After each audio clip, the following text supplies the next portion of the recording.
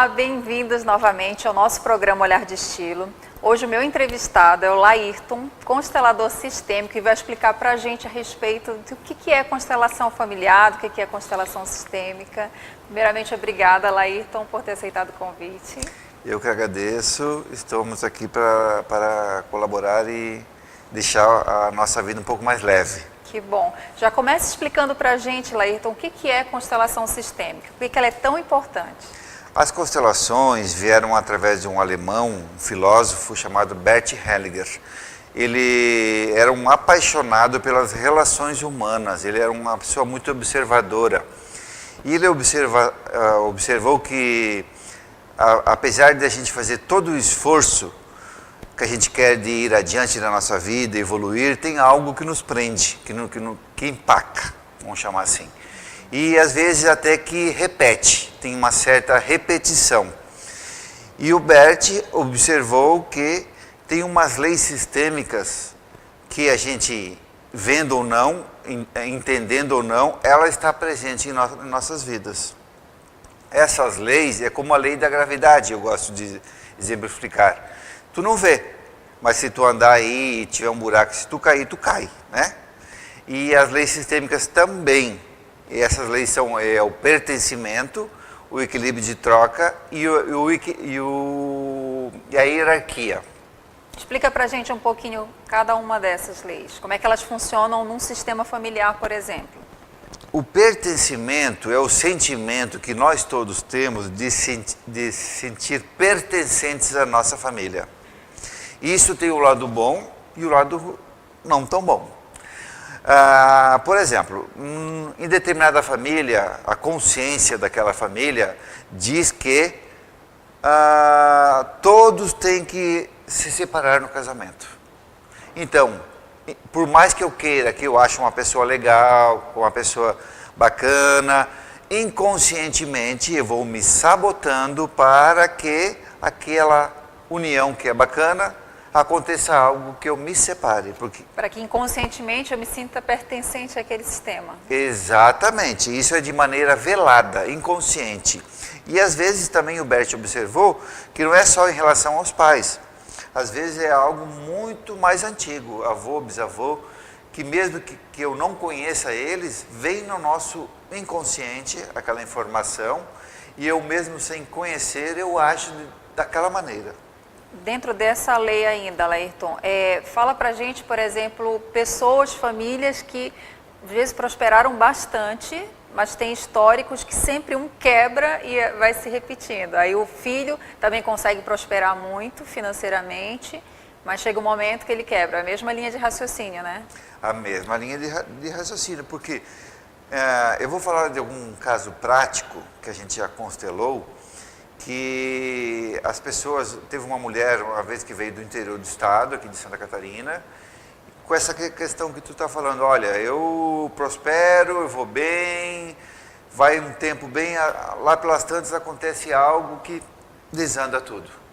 E quando a gente fez uma constelação, o que é uma constelação? O que é constelar? Isso, explica pra gente, para quem ainda nunca fez, não tem nem ideia. Isso, constelar é um campo que é aberto, não é religião, não é esoterismo, é uma ciência, que tem uma ciência, hoje que tem uma escola do Bert Hellinger, que se chama Hellinger Ciência, com sede na Alemanha, mas que já tem aqui no Brasil também.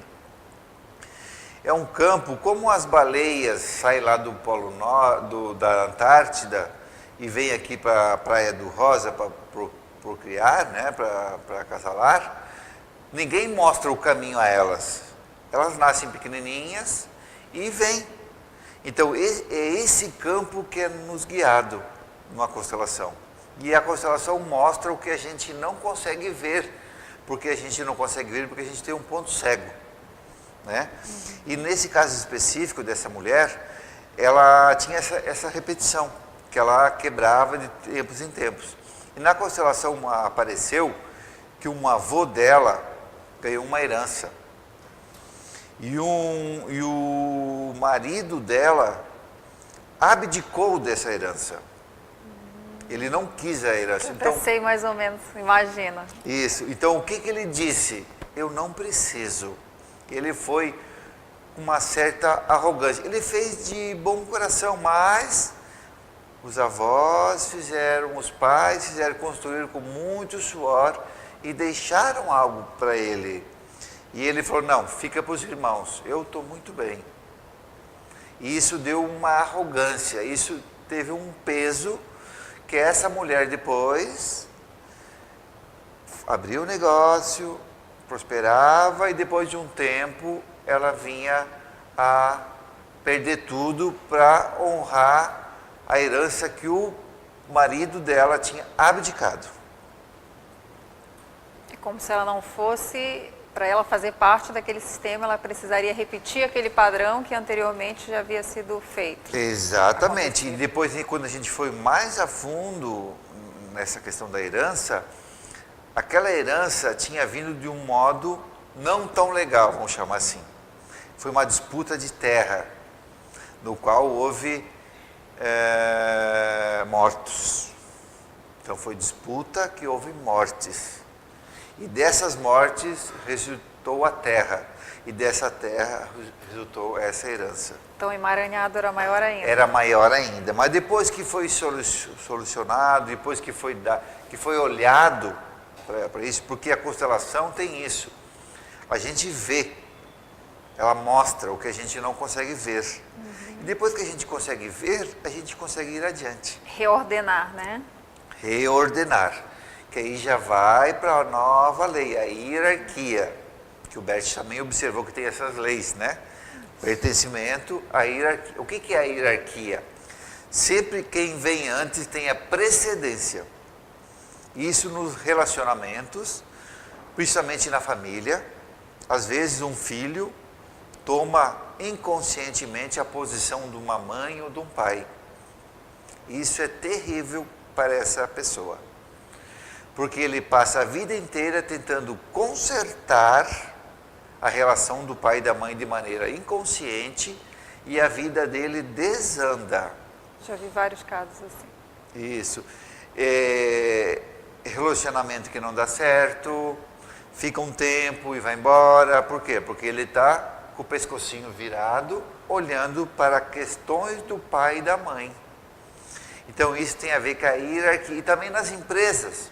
Isso. As empresas também, nas constelações organizacionais, que a gente faz bastante, tem a ver com isso, porque nas organizações é a extensão da nossa família.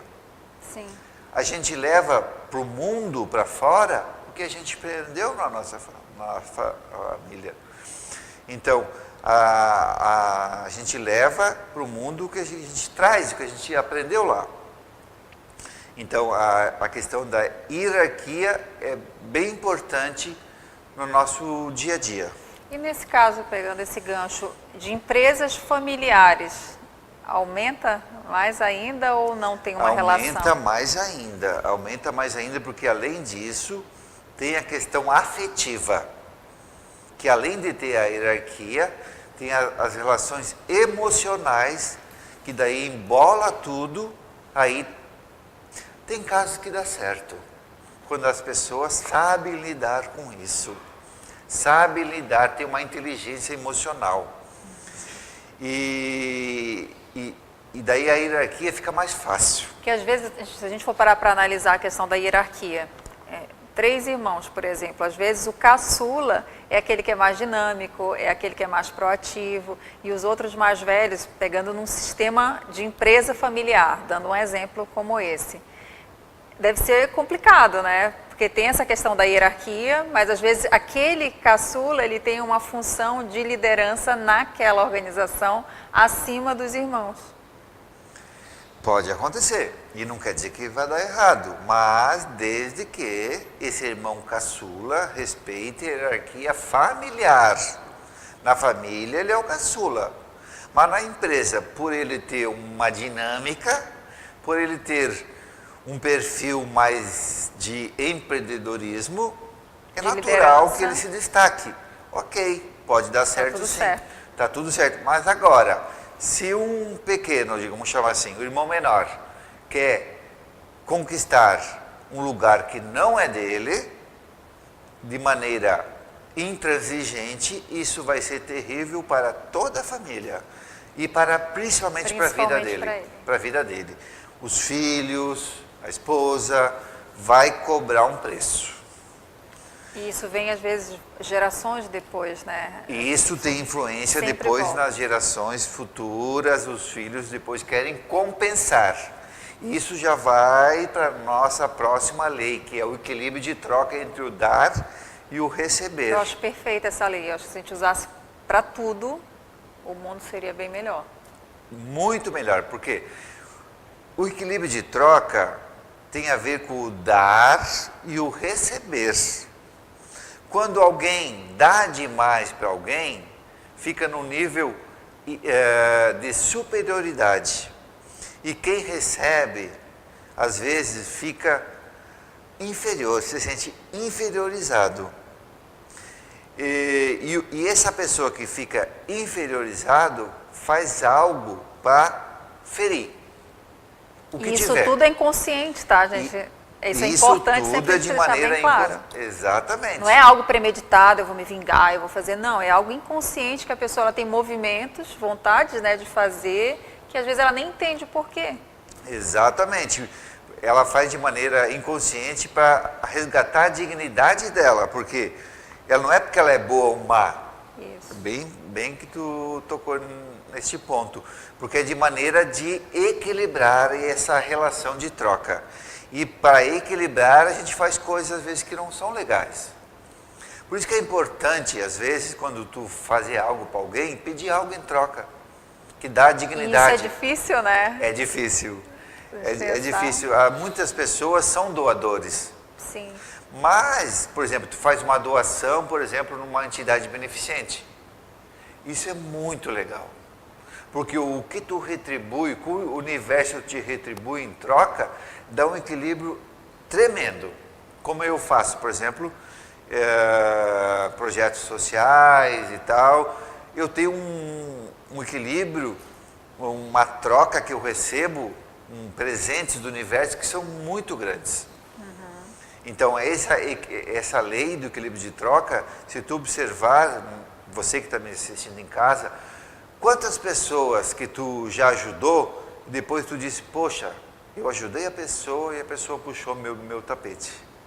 Isso não é um pouco de aquela sensação de necessidade de reconhecimento? Não. Dentro desse conceito de constelação, não. Talvez até para esse próprio equilíbrio de trocas tem inconscientemente essa necessidade, né? Diz, poxa, eu fiz tanto e a pessoa se voltou, não isso, retribuiu. porque às vezes a pessoa... Porque é nosso, né? Quando você faz algo, não é que você espere necessariamente algo em troca, mas no mínimo a gratidão, o reconhecimento, isso é. Sim, sim.